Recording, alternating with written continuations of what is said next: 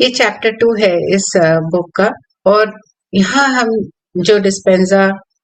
हमने अभी तक एना की स्टोरी जानी, हमने जाना जो डिस्पेंजा किस तरह से उन्होंने बताया हमें अपनी स्टोरी के माध्यम से कि कैसे वो गहरे ध्यान में उन्होंने अपना अनंत संभावनाओं को देखा किस तरह से। और हमने पहले वाले चैप्टर में वो अनंत संभावनाओं के बारे में जाना कि किस तरह से टाइम स्पेस नहीं है, अलग अलग डायमेंशन में हम हैं, एक डायमेंशन हमारा डायमेंशन है जो, तो वो किस तरह से हमारा जीवन भी है अलग अलग डायमेंशंस में है, और उन्होंने पैरेलली वो देखे अपने इस अनुभवों में। तो आज के चैप्टर में वो बताते हैं कि अगर हमें सुपरनैचुरल बनना है ना, हमें एक ऐसा व्यक्तित्व जानना है जहां हम सब कुछ अपने में संपूर्ण है ना। तो वो कहते हैं कि हमने जाना कि हम एना की स्टोरी से भी हमने जाना कि हम सुपरनैचुरल जैसे वो बनी है ना, कि हील उन्होंने अपने आप को करा, अपने शरीर को उन्होंने कैसे स्वस्थ बना लिया जो इतना बीमार हो गया था। उसके बाद उन्होंने कहा कि हम बहुत सारी नई नई अपॉर्चुनिटीज है, नई नई संभावना अपने यहाँ अपने जीवन में क्रिएट कर सकते हैं। नई संभावनाओं के साथ साथ हम ऐसा कि हम ऐसे एक्सपीरियंसेस करें जो कि पारलौकिक है, रहस्यात्मक है, ऐसे हम एक्सपीरियंसेस भी कर सके, ऐसे अनुभव ले सकें। ये सारी चीजें अगर हमें करनी है जैसे हैना ने कर लिया, और बहुत सारे जो हम जानते हैं आध्यात्मिकता में कर पाते हैं, अलग अलग मास्टर्स के माध्यम से हमने जाना कि उन्होंने बहुत कुछ पाया, जैसे कि कबीर जी है ना, अपनी एनर्जाइज बॉडी को एनर्जी रूप में ला सकते थे, ऐसा रहस्यात्मक उनका शरीर पूरी तरह से। ये शरीर वास्तविकता में एक एनर्जी है जो हम भौतिक रूप में देखते, तो कैसे उन्होंने उसको वापस से पा लिया मानव जन्म में पाते हुए कि कहीं पर भी वो आ सकते थे, जा सकते थे, और उनकी तरह बहुत सारे और भी मास्टर्स। तो अगर हमें भी ये प्राप्त करना है, हमें भी ऐसा बनना है कि सब जो भी हम अपने जीवन में क्रिएट करना चाहें, जो भी पाना चाहें, और जैसा हमारा जीवन बनाना चाहे हम वैसा बना सकें, हम अपने को भी हील कर सकें अगर कुछ है, और बहुत कुछ एस्ट्रली हम जान सकें। तो कहते हैं सबसे पहले जो डिस्पेंजा कहते हैं कि हमें ये प्रेजेंट मोमेंट में आना है। तो इस समय में हमें पूर्ण तरह से हमारे इस समय जो हमारा प्रेजेंट मोमेंट है उसमें हमें आना है, उसको समझना है कि कॉन्सेप्ट क्या है। इटर्नली नाउ, यानी कि ना पास्ट है ना ही हमारा कोई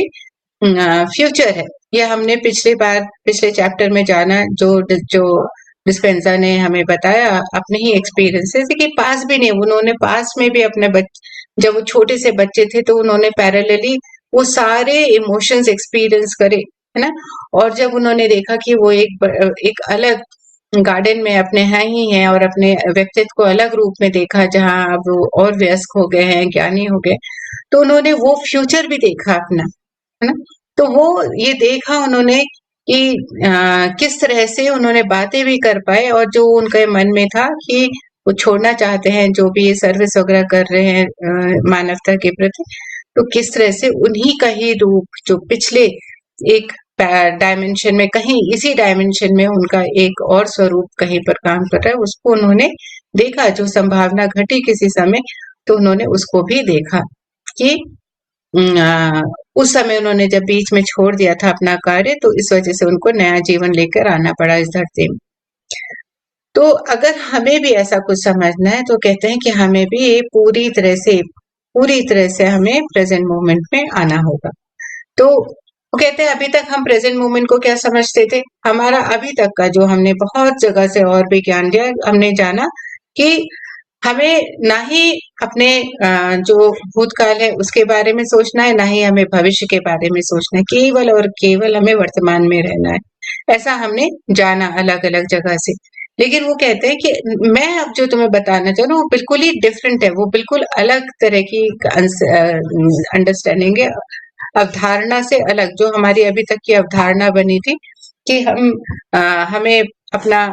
भूतकाल और भविष्यकाल को वहीं छोड़ते हुए हमें केवल वर्तमान में आना है। उससे अलग वो बता रहे हैं हमें कि क्या करना है हमें, कि हमें ये हम वो कहते हैं हमें क्या करना पड़ेगा, हमें पार जाना पड़ेगा अपने इस भौतिक स्वरूप से भी, भौतिक संसार से भी, और हमारी जो ये जो शरीर है, स्थूल शरीर है, इसकी जो आइडेंटिटी है उससे, और हमारा वातावरण, इन सब से हमें पार होना आना पड़ेगा। जब हम इन सब से पार हो पाएंगे तभी हम सही मायने में पूरी तरह से वर्तमान में आ सकेंगे, और जब हम ऐसा कर पाएंगे तभी हम सब भावनाओं को वास्तविकता में बदल पाएंगे। तो इसको अगर सरलता से समझे तो क्या करना है कि हमारी जितनी भी कंडीशनिंग है, जितनी भी लर्निंग है ना, उसको ये मानते हुए सब छोड़ दो अभी, और सब कुछ छोड़ते हुए ये जानते हुए कि मैं शरीर हूँ, इस शरीर को भी ना जान रहे हैं हम जान ही नहीं रहे। जैसे एक छोटा सा बच्चा होता है ना, जब वो पैदा होता है उसको नहीं पता, उसको कुछ भी नहीं पता, हम ही बताते हैं ये तुम्हारे फिंगर है, ये तुम्हारी आईज है, ये नोज है, उसको तो कुछ नहीं पता होता है। तो हमें उस छोटे से बच्चे की तरह बन जाना है जहां उसको कुछ भी नहीं पता, है ना ही उसकी आइडेंटिटी है ना, हम ही उसको नाम दे देते हैं उसके माता पिता, हम उसको वातावरण भी नहीं पता, बताते हैं ये तुम्हारी चाची है, ये नानी है, ये तुम्हारी आंटी है, अंकल है, जो भी, है ना। तो धीरे धीरे ये हमारा ही व्यक्तित्व बन जाता है कि हम इन सारी चीजों से जुड़ने लगते हैं। तो कहते हैं इन सबको भूल जाना है फिर से, है ना, क्योंकि वो कहते हैं कि अगर हम इन सब से पार जाना नहीं सीखेंगे तो हमारा बिलीफ सिस्टम वैसा ही बना रहेगा, हम हमेशा कंडीशन्ड रहेंगे, और इस कारण से हम नई संभावनाओं को, नया हमारा जो पॉसिबिलिटी है क्रिएशन की, न्यू लाइफ को क्रिएट करने की संभावना, या न्यू डेस्टिनी जो हम अपनी बनाना चाहते हैं, नया भविष्य, है ना, वो हम नहीं बना पाते हैं क्योंकि हम इन्हीं कंडीशनिंग में जुड़े रहते हैं, जो हमने सीखा है, जैसा सिखाया है। तो कहते हैं इन सारे की वजह से हमें अपनी पहचानों को भूलना है, हमारी इन पहचानों से हमें आगे निकलना है, बढ़ना है हमें इनसे। कहते हैं कि अगर हम ये कर लेंगे तो सबसे पहले क्या होगा, अगर हम ऐसा कर पाते हैं तो कहते हैं अब इस चैप्टर में हम सीखेंगे, और वो हमें बता रहे हैं इस चैप्टर में हम क्या सीखेंगे। तो सबसे पहले वो बताते हैं कि हम जानेंगे कि हमारा ब्रेन काम कैसे करता है, क्यों कह रहे हैं कि तुमको ये सारा चीजें ड्रॉप करनी है, अपनी पहचान को भी छोड़ना है, वातावरण को भूल जाओ, जितनी भी कंडीशनिंग है, जितना भी तुम्हें सिखाया गया है, कहीं इस हमारे धरती पे आने के बाद हमें जो सिखाया गया है उन सब को नहीं जानना क्यों है। कहते हैं हमारे जो ब्रेन है वो किस तरह से काम करता है। हमारा ब्रेन में जो हमारे तंत्रिकाएं हैं, तंत्रिकाएं इतनी सारे न्यूरोलॉजिकल टिश्यूज हैं, हमारे ऊतक हैं, तो जो तंत्रिका संबंधी ऊतक है हमारे ब्रेन में जो है, और उसके साथ हमारी बॉडी में एक्टिवेटेड होते हैं। तो जब हमारे कोई भी तंत्रिका ब्रेन में या बॉडी में एक्टिवेटेड होती है, वो हमारे लिए एक माइंड क्रिएट करता है, हमारा मन क्रिएट होता है उससे। कैसे होता है तो वो हम अभी और समझेंगे। तो कहते हैं कि न्यूरोलॉजिकल साइंटिफिकली अगर हम उसको न्यूरो साइंटिफिक वे से समझे तो माइंड हमारा क्या है, ब्रेन इन एक्शन है। हमारा जो ब्रेन है जब वो एक्शन में होता है तो उसके वजह से हमारा मन बनता है। तो बुद्धि हमारी जब एक्शन में होती है, तो जब बुद्धि के कारण से कुछ एक्शन हो रहा है, यानी कि बुद्धि में आया कि अच्छा मुझे आज ये बुक पढ़नी है ना, तो मैंने एक एक्शन लिया, और वो एक्शन के वजह से मन में आया कि हाँ मुझे बुक पढ़नी है। मैं जब मन में आया तो मैंने बुक उठाई। तो कहते हैं कि ऐसे ही हमारा जब एक स्पेसिफिक हमारे मन में कुछ चला कि मुझे मुझे गाड़ी ड्राइव करनी है ना, या फिर मुझे अब शावर लेने के लिए जाना है, या मुझे कुछ गाना सुनने का मन है, या मुझे गाना गाने का मन है ना, या कुछ भी हमारे मन में बहुत सारे विचार आते हैं, वॉक के लिए जाना है मुझे, या मुझे कुछ अच्छा खाना है ना, कोई भी आइसक्रीम खानी है, या कुछ भी जो आपको पसंद है ना, वो खाना है। तो ऐसा कुछ भी आ रहा है, वो क्या हो रहा है, एक मन में एक विचार आया, विचार आने की वजह से आप वो एक्शन करेंगे, है ना। तो जब हमारा ब्रेन इन एक्शन होगा और जब हमारा बॉडी इन एक्शन होगा, तब हमारा मन वहां पर एक्टिव हो जाता है। तो एक्टिव होने की वजह से क्या है कि हम एक स्पेसिफिक हमारा एक लेवल है जो मन का, वहां पे हम अलग अलग फंक्शन है वो हम एग्जीक्यूट करते हैं। जैसे हमारे ब्रेन में न्यूरॉन्स है ना, तो बहुत सारे टास्क चल रहे होते हैं। पल पल में हम बहुत सारी चीजें सोच पाते हैं। एक पल में आप अ, अभी यहाँ पर हैं, पर आपके मन में आएगा कि अच्छा मैं पानी ही पी लूं, तो आपने एक ग्लास अगर पानी रखा है पास में तो आप पानी पी लेंगे। अगर नहीं है तो आप बाहर से लेकर के आ जाएंगे, जहां पर भी अपने किचन से या जहां आपने रखा है। या फिर आपको लगा कि हाँ इससे मैं कुछ कह दूं, है ना, बीच में आपको रुक करके। तो बहुत सारी चीजें एक ही पल में, बहुत सारे कार्य करने के हमारे मन में विचार आ सकते हैं। और ये जो कार्य है, हमारा मन हर बार एक क्योंकि कुछ कार्य ऐसे हैं जो हम हमेशा कर रहे हैं, मतलब ये हमारी आदत बन गई है करने की। तो जैसे है, हमने कहा कि हम कार चलाने का मन है ना, तो ये एक स्पेसिफिक पैटर्न है कि मुझे गाड़ी चलानी है, मेरा मन कर रहा है और मैं एक पैटर्न में जाऊं, और कॉम्बिनेशन। तो वो क्या कहते हैं, अगर हम एक स्पेसिफिक सीक्वेंस, पैटर्न और कॉम्बिनेशन, यानी कि हमारा एक सीक्वेंस है कि मैं अब ये करूंगी, उसके बाद ये करेंगे, उसके बाद ये करेंगे, जो कि हमारा सुबह उठने के साथ में एक सीक्वेंस चलता है हमारे, है ना, कि हम जब उठेंगे तो हम फ्रेश होंगे, उसके बाद चाय कॉफी जिसको जो पीनी है वो पिए या नहीं पिए, या जो भी है ना, जो भी आप है वो करेंगे। उसके बाद ब्रेकफास्ट करेंगे या अपने एक्सरसाइज करेंगे या जो भी करेंगे, तो एक सीक्वेंस फॉलो करेंगे, वो एक पैटर्न बन गया है। और उस कारण से हमारे न्यूरोलॉजिकल नेटवर्क में भी वो वैसा ही पैटर्न बन जाता है। तो हमारा जो न्यूरॉन्स है वो एक पैटर्न बना लेते हैं हमारे ही ब्रेन में, और वो एक सेट बन जाता है। कैसे बन जाता है, वो सारी चीजें एक सिंपल क्लस्टर जैसा बनने लगता है। किस तरह का बनने लगता है, जैसे कि जो सॉफ्टवेयर वाले हमारे दोस्त हैं वो जान पाएंगे कि प्रोग्रामिंग जैसे आप करते हैं, तो एक सीक्वेंस में प्रोग्रामिंग लिखी है कि ये कमांड देंगे तो ये एक पर्टिकुलर स्टेप होगा, उसके बाद दूसरा कमांड देंगे, या प्रोग्राम में जो भी आपने लिखा है तो उसके बाद दूसरा स्टेप जो उसको फॉलो करना चाहिए, ऐसे ऐसे करके जो फॉलो करते जाने हैं उस तरह से प्रोग्राम लिखा गया है। और इसी तरह से अगर मैक्रो लिखा है ना, एक्सेल में काम करने वाले मैक्रो लिखते हैं कि हाँ एक सीक्वेंस पैटर्न हो गया, तो वही मैक्रो जैसा ही या प्रोग्राम जैसा ही ये न्यूरल नेटवर्क हमारे ब्रेन में बन जाता है। जब हम एक तरह से सोचते हैं, हम हर दिन एक ही तरह का हम कार्य करते हैं, तो हमारे ब्रेन में क्या होता है कि एक वहां पे भी हम बिना सोचे समझे कार्य कैसे करते हैं, कई बार रिफ्लेक्स एक्शन हो गया, तो वो इसीलिए हो जाता है क्योंकि हमारे ब्रेन में ये न्यूरो पैटर्न्स बन गए हैं। वो न्यूरॉन्स इस तरह से वायर्ड हो गए हैं हमारे अंदर, हमारे ब्रेन में, कि अब उनको अगर आप बस एक मन में थॉट आने की भी जरूरत नहीं है, आप उठे तो ब्रेन को पता है बस उठे, अब वो कार्य करना ऑटोमेटिक प्रोसेस शुरू हो जाता है, बटन अपने आप उसमें दब जाता है और प्रोसेसिंग शुरू हो जाती है। आपको पता नहीं, आप उठे, दरवाजा खोला, आपने वॉशरूम का अंदर चले गए, ब्रश किया वगैरह करके वापस आ गए बाहर, लेकिन उसमें आपको बहुत ज्यादा अपने ब्रेन को कार्य में लाने की जरूरत नहीं होती क्योंकि वो एक पैटर्न बन गया है ना। तो वही कहते हैं कि इसी तरह से हम जब हमारी लाइफ में हमारे जो कंडीशनिंग है उसके कारण से भी हमारी लाइफ ऐसी हो जाती है, पता ही नहीं चलता है हम कब जी रहे हैं, पता ही नहीं चलता है सुबह कब हुई, शाम कब हुई, पता ही नहीं है कि हमने कुछ नया करना है। तो इसीलिए उन्होंने कहा कि हमें वर्तमान में रहना है अगर, तो सब कुछ को भूलना पड़ेगा, जो भी हमारी लर्निंग है ना। अगर हमें अपने ब्रेन को अपग्रेड करना है, तो हम जब अपने ब्रेन को अपग्रेड कैसे करेंगे, जब हम नई नॉलेज, नई इंफॉर्मेशन अपने ब्रेन को देने के लिए तैयार करेंगे। अभी तक तो क्या है, एक सेट पैटर्न चल रहा है, सेट पैटर्न में हम सोच रहे हैं, जिस तरह से हमारे हैबिट्स बन गए हैं, जिस तरह से हमारी विचारधाराएं बन गई है, कार्य करने का ढंग बन गया है, उसी तरह से हम करते जा रहे हैं, बिना सोचे समझे भी हो जा रहे हैं, बहुत सारी चीजें पता भी नहीं चल रहा है। तो कहते हैं अगर हम, जब तक हम नए एक्सपीरियंसेस, नए अनुभव नहीं लाएंगे अपने ब्रेन के लिए, तब तक हमारा ब्रेन के न्यूरॉन्स यही मैक्रो की तरह ही काम करेंगे, और तब हमें कुछ भी हम आगे नहीं बढ़ पाएंगे।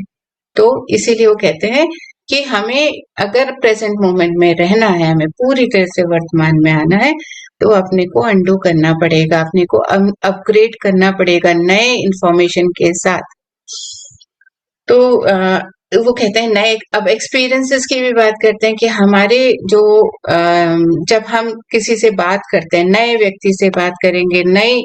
काम तरह से काम करेंगे, तो हमारे बायोलॉजिकल इम्प्रेशन है जो हमारे ब्रेन के, वो भी नए तरह से इंटरेक्ट करते हैं और नए पैटर्न्स बनाते हैं। ये सारी चीजें मैं अभी आपको पिक्चर में बाद में दिखाती हूँ। तो कहते हैं कि एक्सपीरियंसेस क्या होता है, हमारे जो अनुभव है वो इतने शक्तिशाली, हम कहते हैं अनुभव बहुत शक्तिशाली है, क्योंकि वो हमारे ब्रेन को ना ही मजबूत बनाते, इनहेंस करते हैं, उसकी ब्रेन की जो सर्क्यूटरी है, जो ब्रेन की वायरिंग है, उसको ना ही बहुत मजबूत बनाते हैं, उसको इनहेंस करते हैं, but they also create emotions, हमारे अंदर वो हमारी भावनाओं को भी क्रिएट करते हैं। तो अब वो कहते हैं भावनाओं के बारे में अगर हम सोचे तो भावनाएं हैं क्या? भावनाएं असल में है जो रेजिड्यू रह जाता है ना, जो हमारे पास एक्सपीरियंसेस तो हो गए, जो भी हमने भूतकाल में हमारे अनुभव रहे हैं, खट्टे मीठे कड़वे, है ना, तीखे, जैसे भी रहे हैं, पर हमारे जो पास में एक्सपीरियंसेस रहे हैं, उनका जो तत्व रह गया है ना, जो हमने जो एक्सपीरियंस जो होना था वो हो गया, लेकिन उसका जो भावनाओं के रूप में हमारे अंदर एक जो तत्व रह गया, वो हमारे इमोशंस है, वही हमारी भावनाएं है ना। तो मान लीजिए किसी से कुछ भी बात हुई, कोई अच्छी सी आपने एक्सपीरियंस हुआ कि कहीं गए थे, घूम घाम करके आए, वो घूम घामने में 10 दिन लग गए होंगे, लेकिन उसका जो फीलिंग है, जो आपने वहां से सारी अच्छी अच्छी मेमोरीज आई आपने, है ना, चेरिशेबल मेमोरीज आपकी, वो सब आपके साथ वो रेजिड्यू के रूप में आपके साथ हैं, और वही इमोशन क्रिएट करते हैं। जब भी आप उस जगह का नाम भी सुन लो, जहां पे भी आप गए थे और नाम सुन लो, तो वैसे ही इमोशंस आने लगते हैं, वैसे ही भावनाएं बहने लगती हैं। तो वो क्या है, वो केमिकल है हमारे अंदर जो जनरेट हो जाता है, क्योंकि हम उसी भावनाओं को जी रहे हैं वापस से, वो सोच करके, बस हमारे अंदर वो कोई फोटो देख ली, किसी ने उस जगह का नाम लिया, तो वैसे ही एक केमिकल रिएक्शन हमारे उसमें होता है, और हमारे इमोशंस वैसे ही अनुभव होते हैं हम जैसे कि उस समय थे। तो यहाँ पर वो क्या बताते हैं कि जितना हमारा ये इमोशनल क्वोशंट होगा, उतना ही हमारे जो भी पास्ट इवेंट्स हो गए हैं, उतना ही हमारे एक्सपीरियंसेस बहुत गहरा इंप्रेशन देते हैं हमारी मेमोरी में। मान लीजिए किसी का ऐसा भी होता है कि हाँ, बहुत कठिन लाइफ रही है किसी के, कोई कहता है ना मेरी तो बहुत कठिन लाइफ रही है, बचपन में या कभी भी, शादी से पहले या शादी के बाद में, या पहले कभी पढ़ाई के समय में या बचपन में, तो उस समय वो जो एक्सपीरियंस अगर कठिन रहा है ना, बहुत स्ट्रांग रहा है किसी के उसमें, या बहुत तो उसकी छाप जो हमारे ब्रेन में है वो भी बहुत गहरी होती है, और वो इस वजह से एक लॉन्ग टर्म मेमोरी बन जाती है ना। तो इमोशंस के साथ, जब हमारे इमोशंस बहुत गहरे होते हैं, उसके साथ ही वो गहरे इमोशंस की वजह से हमारी एक मेमोरी बनती है। तो ये रिलेशनशिप है हमारे उसमें कि हमारे अंदर एक विचार आया, मन में एक विचार आया, मन में विचार आने के कारण एक हमारे न्यूरॉन नेटवर्क बना हमारे उस ब्रेन में, और उसके वजह से हमारे अंदर बहुत सारी एक ब्रेन में छाप क्रिएट हुई, इंप्रेशन क्रिएट हुआ, जो कि मेमोरी बनी। अब वो लॉन्ग टर्म मेमोरी हो सकती है या थोड़े समय का ही हमारा कुछ समय याद रहा फिर हम भूल जाएंगे। तो जैसे जैसे अगर हम अपने विचारों को, हमारी जो चॉइसेस रहती हैं कि ये चाहिए वो नहीं चाहिए, या हमारा बिहेवियर पैटर्न कैसा रहता है, हमारे अनुभव कैसे रहते हैं, हमारे भावनाएं कैसी हैं, उन सारे कारणों की वजह से हमारे ये जो न्यूरॉन्स में फायर और वायर कहते हैं, वो रिलेशनशिप बनती है कि उसमें कैसा फायर आता है, कैसा केमिकल आता है, और कैसा वो वायरिंग करते हैं अपने अंदर, कैसा वो मैक्रो बनाते हैं, छोटा मैक्रो बनता है, बहुत लंबा बन जाता है, या कैसा बनता है ना, ये हमारे ऊपर है। कई चीजों के लिए बड़े लंबे बन जाते हैं, जैसे दिनचर्या का लेकर के, या फिर किसी को एक पैटर्न में काम करने की आदत है कि हाँ, ये सामान यहाँ से उठाना है तो यहीं रखना है, ऐसा करना है। कोई लोग बहुत ऐसे होते हैं ना स्पेसिफिक कि हाँ, तो बॉडी को पता भी नहीं, बस वो वैसा होता चले जाता है। तो अब वो कहते हैं कि हमारे जो ये मेमोरीज हैं हमारी, तो अभी तो हमने जाना कि हमारे अंदर जो मन में चल रहा है, लेकिन इसी तरह से हमारे बाहर हम कैसे इंटरेक्ट करते हैं, हमारे वातावरण में हम लोगों से कैसे बातें करते हैं, उठते बैठते हैं, वो भी एक मेमोरी बन रही है, वो भी एक पैटर्न बन रहा है हमारे ब्रेन में, है ना? कि ना ही सिर्फ हमारे अंदर हमारे अपने कार्य को लेकर के, बल्कि बाहर के वातावरण में भी उसी तरह से एक मेमोरी बन रही होती है। और इसी तरह से हमारा जो पास्ट है, जो हमारा भूतकाल है, वो हमारे ब्रेन में एग्जिस्ट करता है। हमारे ब्रेन में हमारा भूतकाल हमेशा जीवित रहता है और हमारी बॉडी में भी इमोशन के द्वारा। तो इस तरह से वो बताते हैं कि क्यों जरूरी, जो हम बात कर रहे हैं यहाँ पर, कि हमें हमेशा वर्तमान में रहना है। लेकिन वो वर्तमान में कैसे? जब तक हम जो पास्ट हमारी मेमोरीज हैं, जो हमने मैक्रो लिख डाले हैं अपने अंदर, या फिर हमने कोई प्रोग्रामिंग लिख डाली है हमारे ब्रेन में, सेट पैटर्न, क्योंकि हमने उसी तरह से अपने वातावरण में और अपने जीवन में कार्य करने का ढंग है हमारा, है ना, अपनी कंडीशनिंग के हिसाब से वो छोड़ेंगे, तभी एक नया पैटर्न बना पाएंगे, नया क्रिएशन कर पाएंगे। नया क्रिएशन के लिए पहले को छोड़ना है, जगह बनानी है ना, जैसे हम कबर्ड में खाली करते हैं कपड़े जो अब नहीं चाहिए हैं, लगता है अच्छा किसी को दे दो, तो नए खाली होता है तब नया ला करके रख पाते हैं। तो वैसे ही हमारे ब्रेन में भी करना है। अब वो कहते हैं कि हमारा जो एक, कहते हैं हमारा जो भूतकाल है, हमारा जो पास्ट है, वो हमारा भविष्य कैसे बन सकता है, इसके बारे में वो हमें बता रहे कि जो हमारा भूतकाल है, अब उसको भविष्य कैसे बनेगा। जो उन्होंने पहले वाले में बताया कि ना भूतकाल है ना भविष्य काल है, हमने पहले चैप्टर में जाना, सब कुछ प्रेजेंट मोमेंट में है ना। तो अलग अलग डायमेंशन में है, हमने जाना, कुछ भी लीनियर नहीं है। तो वो कहते हैं कि हमारा पास्ट और फ्यूचर, क्योंकि अगर आप तीनों को ज्वाइन करोगे फाइनली वो प्रेजेंट में आ जाता है। तो हमारी बॉडी में, जैसा कि हमने जाना कि हम कैसा, हमारे विचार आ रहा है, कैसा हम फील कर रहे हैं, किस तरह की भावनाएं आ रही हैं हमारे अंदर। तो हम अगर कोई चीज के बारे में सोच रहे हैं, तो सोचने की वजह से हमारे ब्रेन में एक बायोकेमिकल रिएक्शन हो रहा है, उस कारण से एक सर्टेन केमिकल सिग्नल हमारे ब्रेन में जा रहा है।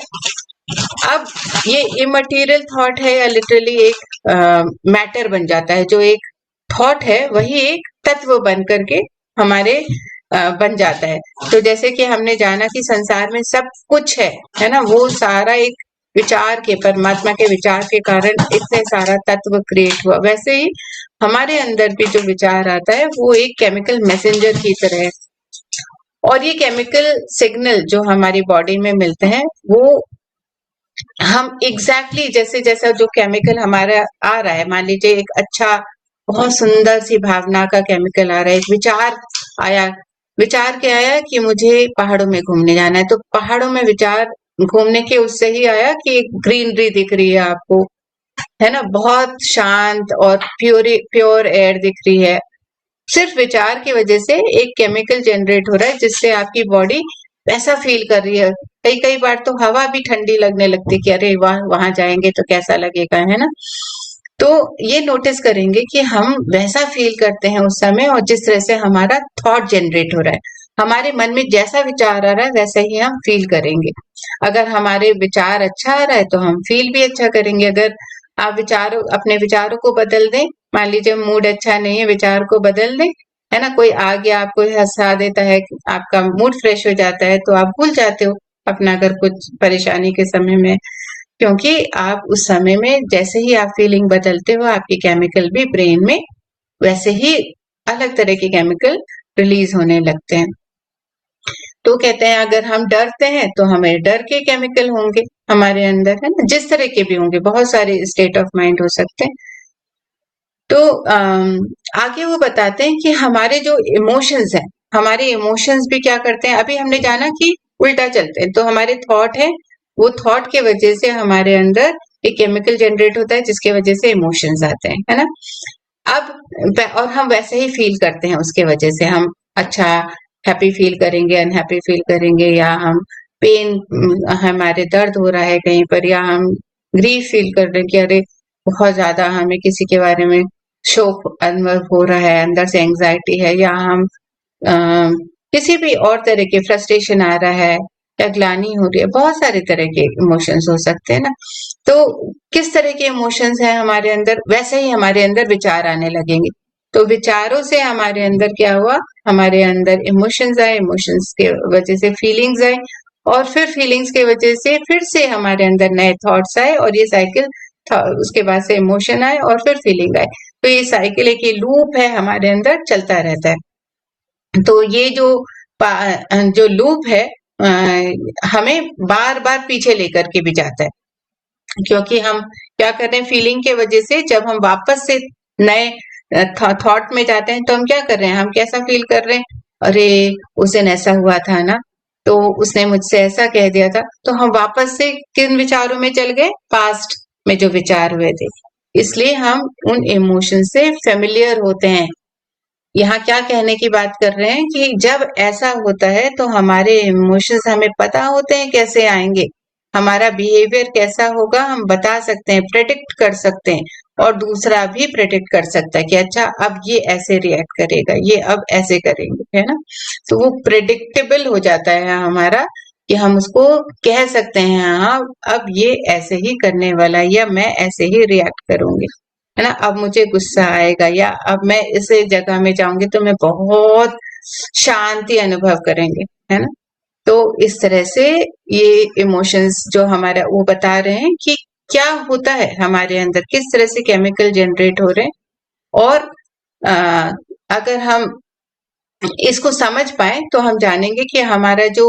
रूटीन है, अगर हमने जो ये रूटीन की बात करी थी, अगर कि हम एक ही तरह से कार्य करते जा रहे हैं बार बार, तो वो हमारी हैबिट बन जाती है। जब हम एक रूटीन में कार्य करते हैं, जिस तरह से भी हम जो भी कार्य कर रहे हैं, चाहे वो हमारा बिहेवियर हो या फिर हम फिजिकल काम कर रहे हो या हमारा सोचने का पैटर्न है, वो हमारी हैबिट बन जाती है। अनकॉन्शियसली हम उस तरह से काम करने लगते हैं। तो हम कैसे हमारी फीलिंग बनती है, कैसे इमोशंस, कैसे मेमोरी और कैसे हमारी हैबिट,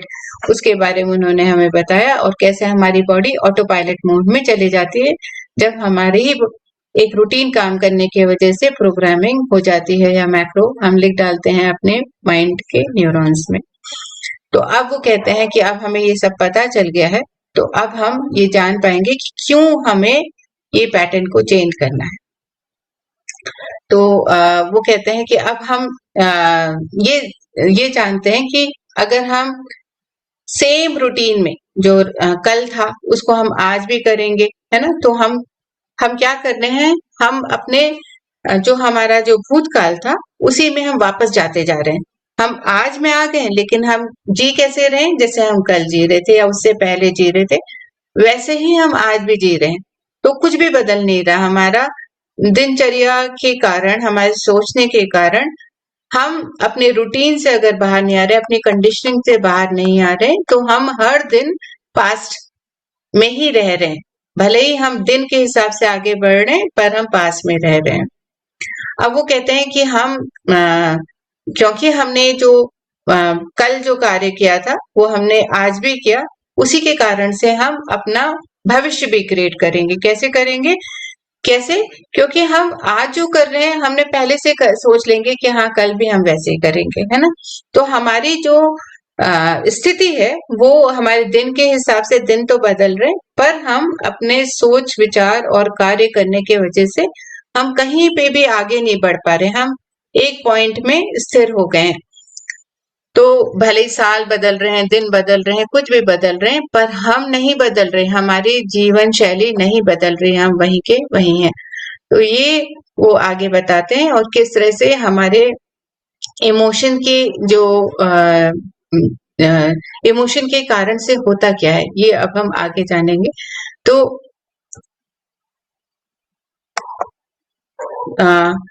अगर हम उसी पैटर्न में रह रहे हैं, तो हमने जाना कि हमारी स्टैंपिंग भी मन में उसी तरह से, और हमारी ये थिंकिंग फीलिंग लूप है वो एक इलेक्ट्रोमैग्नेटिक फील्ड बनाती है। अब हमने जाना कि हमारी जो थिंकिंग है उसके वजह से हम फील कर रहे हैं, हमारे इमोशंस वैसे आ रहे हैं, इमोशंस के वजह से हमारी मेमोरी बन रही है, और उसके वजह से हमारी हैबिट बन रही है। तो ये सारी चीजें, जब हमारा थिंकिंग फीलिंग लूप है, वो हमारा क्या है, एक इलेक्ट्रोमैग्नेटिक फील्ड है जो मेजरेबल, जिसको जो हमारा ये ऑरा कहना चाहिए, विद्युत चुंबकीय क्षेत्र जो हमारी बॉडी के चारों ओर रहता है,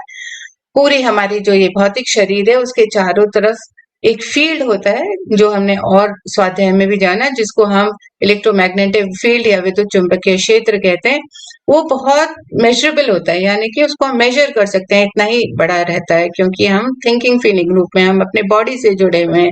तो वो ऑरा भी सीमित होता है। तो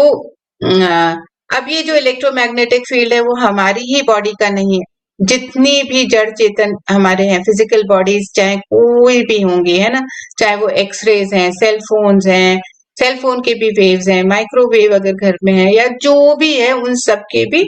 एक फील्ड होता है, उनका भी अपना इलेक्ट्रोमैग्नेटिक फील्ड है। और इस कारण से उनका जो जो इंफॉर्मेशन उनसे आ रही है, कोई भी इलेक्ट्रोमैग्नेटिक फील्ड है, तो वो एक इंफॉर्मेशन भी जनरेट करते हैं और उनकी अपनी अपनी फ्रीक्वेंसी होती है। तो यहाँ जो डिस्पेंजा क्या बता रहे हैं कि हमने अभी तक इमोशन सबके बारे में जाना, उसके साथ साथ कहते हैं कि हमारी एक इलेक्ट्रोमैग्नेटिक फील्ड है और उनकी अपनी अपनी फ्रीक्वेंसी है, और वो हमेशा कुछ इंफॉर्मेशन को भेज रहे हैं या रिसीव कर रही हैं वो इलेक्ट्रोमैग्नेटिक एनर्जी। जैसे कि अगर आपने पानी की बोतल अपने पास रखी है सामने, या पानी का ग्लास रखा है, तो उसकी भी अपनी फ्रीक्वेंसी, और जो हम अभी बात कर रहे हैं वो भी फ्रीक्वेंसी वो रिसीव कर रहा है ना, पानी, और वही हम जब पिएंगे तो वो हमें वापस से हमें मिलेगी। तो इस तरह से वो वर्क करती है। तो हम जब जिस तरह से सोचते हैं, वो जो नेटवर्क है न्यूरॉन्स का, जो हमारे ब्रेन में एक नेटवर्क है, वो एक इलेक्ट्रिकल चार्ज क्रिएट करता है, फायर की तरह एक छोटा सा, जैसे बहुत दीपावली में बहुत छोटी छोटी आजकल लाइट्स आती है पतली पतली, वैसा एक दिखता है, लेकिन हमारे ब्रेन में वो बहुत ही छोटा होता है, जो हम ऐसे नहीं देख सकते। कुछ कुछ मैं बस बता रही हूँ कि उस तरह का वो चमक वाला एक क्रिएट होता है, इलेक्ट्रिकल चार्ज क्रिएट होता है जब भी हम सोचते हैं, कोई विचार आता है हमारे। तो जैसे ही हमारे विचार आए, केमिकल रिएक्शन हुआ, उसकी वजह से फीलिंग इमोशंस आएगी, और वो फेमिलियर फीलिंग होगी अगर, तो या इमोशन होगा, तो हमारे फिर से एक नए विचारों को लेकर के आएगा, नए फीलिंग्स को, और एक मैग्नेटिक चार्ज क्रिएट करेगा। इस कारण से क्या होगा कि अभी तक हमने जाना इमोशंस तक, लेकिन उसकी वजह से एक मैग्नेटिक चार्ज भी क्रिएट होता है। कैसे चार्ज होता है? और ये जो चार्ज है, मैग्नेटिक चार्ज है, ये हमारे विचारों से जुड़ करके एक इलेक्ट्रिक चार्ज क्रिएट करता है। तो हमारी फीलिंग्स हैं वो, उसमें मैग्नेटिज्म है। आप देखो, एक खिंचाव है, आप फील करते हो, है ना, तो एक खिंचाव आपके अंदर आता है, आपको लगता है कुछ खिंचाव है, कि कपड़ा देखा तो उसके उससे फीलिंग आ रही है कि हाँ ये बड़ा अच्छा है, तो एक आप खींचे जा रहे हो उसकी तरफ की खरीद ले। उसकी वजह से, विचारों की वजह से एक इलेक्ट्रिक चार्ज भी हमारे मन में, हमारे विचार में, उसकी वजह से एक इलेक्ट्रिक चार्ज भी उत्पन्न होता है हमारे उसमें,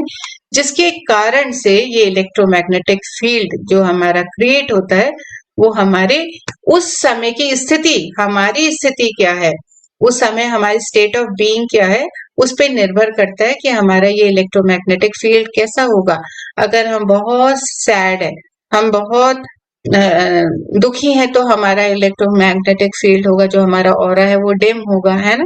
अगर हम बहुत आनंद में है, आनंद में, है ना, तो हमारा वो इलेक्ट्रोमैग्नेटिक वैसे ही चमकदार होगा। अगर हम स्वस्थ हैं तो वैसे ही होगा, मन से भी और शरीर से भी। तो हमारे जो मैग्नेटिक चार्ज है, वो हमारे इमोशन और फीलिंग के द्वारा मैग्नेटिक चार्ज होता है, हमारे विचारों के कारण इलेक्ट्रिक चार्ज जनरेट होता है, जिससे हमारा इलेक्ट्रोमैग्नेटिक फील्ड बनता है। और जो हमारे इमोशंस हैं, है ना, हमारे इमोशंस को अगर वो कहते हैं कि ऐसा समझो कि ये एनर्जी इन मोशन है, emotion is energy in motion. So emotion को अगर आप ब्रेक करोगे तो energy in motion is called emotion, ठीक है। तो जब हमारा एक स्ट्रॉन्ग इमोशन होता है ना, तो हम कम किसी कमरे में गए, कहीं ऐसे वातावरण में गए जहाँ पे एक बहुत स्ट्रॉन्ग इमोशन चल रहा है ना, कोई हंस रहा है तो सब हंसने लग जाएंगे, तो आप भी हंसने लग जाओगे। अगर कोई बहुत ऐसा वातावरण है, मान लीजिए किसी का शोक सभा में आप गए हो या कहीं, तो वहां पर भी एक बहुत स्ट्रॉन्ग इमोशन चल रहा है, तो उस समय वहां की एनर्जी उस तरह की होगी, है ना। उसमें बॉडी लैंग्वेज की जरूरत नहीं है, कुछ भी करने की जरूरत नहीं, बस एक एनर्जी है जो आपको भी वो खींच लेती है है ना? तो हम उस जगह की, उन लोगों की एनर्जी को हम फील कर पाते हैं। कई बार वहां पर अगर गुस्सा है, फ्रस्ट्रेशन है, उसको भी फील कर पाते हैं। कहीं और तरह की इमोशंस हैं, उसको फील कर पाते हैं ना। तो ये जो हमारी जितनी भी एनर्जीज का हमने बात कर रहे हैं, वो हम सेंस कर पा रहे हैं या फील कर पा रहे हैं। अब इनमें से कुछ होंगी कि हमने एक्सपेक्ट किया था, है ना, कि ऐसा होगा, कुछ है कि हमारे लिए नई है, कुछ हमें पता ही नहीं है, कुछ नए तरह के इमोशंस हम जान पा रहे हैं। तो अलग अलग तरह के इमोशंस हैं, अलग अलग तरह की फ्रीक्वेंसी को जनरेट करते हैं। तो ये जो फ्रीक्वेंसी है वो क्रिएटिव हो सकती है, एलिवेटेड इमोशंस की भी हो सकती है, लव की हो सकती है ना, प्रेम की है, आनंद की हो सकती है, ग्रैटिट्यूड की हो सकती है ना। और उससे ज्यादा जो हायर अगर उसके अलावा स्ट्रेस की हो सकती है, डर की हो सकती है, गुस्से की हो सकती है। हर एक की अपने अपने लेवल की एनर्जी है। तो ये सारी जो डिफरेंट एनर्जीज हैं, हमारे इमोशन स्टेट्स हैं, तो वो हम कैसे जानेंगे? अलग अलग अलग अलग हर एक इमोशन की अपनी अपनी फ्रीक्वेंसी, अपनी अपनी वेवलेंथ है। तो जो ये इमोशंस, एनर्जी इमोशंस हैं, ये अलग अलग मैसेज दे रही है हमें, है ना। अलग अलग फ्रीक्वेंसी, अलग अलग मैसेज लेकर के हमारे पास आ रही है। तो आर एनर्जी क्या होती है? हमारी हर एक energy equal to our past है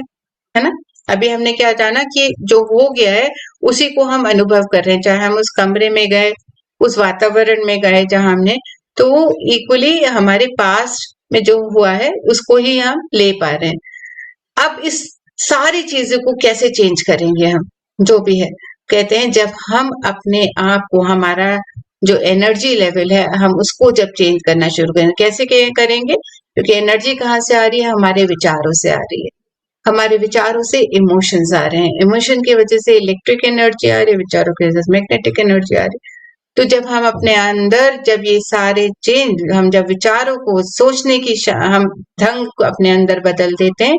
तो हमारे सोचने की वजह से हमारा इलेक्ट्रोमैग्नेटिक फील्ड भी बदलने शुरू हो जाता है।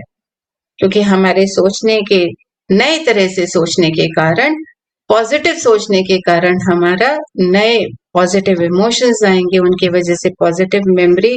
और उनके वजह से पॉजिटिव फीलिंग्स बनेंगी, जिससे हमारा इलेक्ट्रोमैग्नेटिक फील्ड बदलने लगता है। हम हमारा ये सारी चीजें जो इसके बारे में हम कह रहे हैं, ये एक जो डिस्पेंजा ने जो इतना हमें बताया, वो यही बता रहे हैं कि क्यों मैं कह रहा हूं कि हमें वर्तमान में रहना है। पास को भी, पास में रहेंगे तो हमारे विचार कैसे रहेंगे कि हम सिर्फ हम भय में रहेंगे। कितनी बार तो हम, अगर हम भूतकाल में रहते हैं, हमारे फ्यूचर को लेकर के हमारे अंदर भय है, और अगर जो पास्ट है उसमें गिल्ट हो सकता है, गुस्सा हो सकता है, जेलसी हो सकती है, बहुत सारी चीजें हो सकती है जो हमारी फ्रीक्वेंसी को बहुत लो कर देती है। तो इसीलिए हमारा सोचने का ढंग बदलना होगा, जिसके कारण से सब कुछ चेंज होने लगता है। वो कहते हैं एक और चीज है कि अगर आप अपना अटेंशन, जो अगर हमारा एक कॉन्सेप्ट है कि wherever you place your attention, your energy will take place, यानी कि wherever our mind goes energy flows. ये तो हमने बहुत बार सुना है ना अभी। तो यही है कि उस मोमेंट में अगर हम अपनी एनर्जी को, अपने अटेंशन को अगर हम फेमिलियर इमोशन में डाल देते हैं, जिसको हम जानते हैं उस तरह के इमोशन में डालते हैं, या हम एनर्जी को अपने पास में डाल देते हैं, तो हमारी एनर्जी भी वहीं फंसी रहती है। अगर हम अपने अपने आप को बदल लेते हैं, नई तरह से सोचना शुरू करते हैं, है ना, लेट गो करना सीख जाते हैं बहुत सारी चीजें, तो हमारी एनर्जी भी बदल जाती है। अब होगा क्या अगर हम नहीं बदलेंगे? अगर हम नहीं बदलते, तो हम अगर पुराने, हम आज का दिन, जैसे अभी का दिन है, मान लीजिए अभी, तो हम इस समय में अगर हम पास्ट का सोचेंगे, तो हमारी एनर्जी, जो प्रेजेंट में हमारी एनर्जी है, वो हमारे पुराने सोचने के वजह से, पुराने फील करने के वजह से जो हो गया है उसको लेकर के सारी एनर्जी जो इस समय हमारे पास है, वो भी पास्ट का उसमें चले जाती है, खिंच जाती है सारी की सारी, है ना। और अगर हम भूतकाल, हमारे भविष्य की चिंता करना शुरू कर देते हैं, तो हमारी एनर्जी, इस समय की जो एनर्जी है कि कल क्या होगा, ऐसा हो गया तो क्या होगा, वो सारी चीज में हमारे जो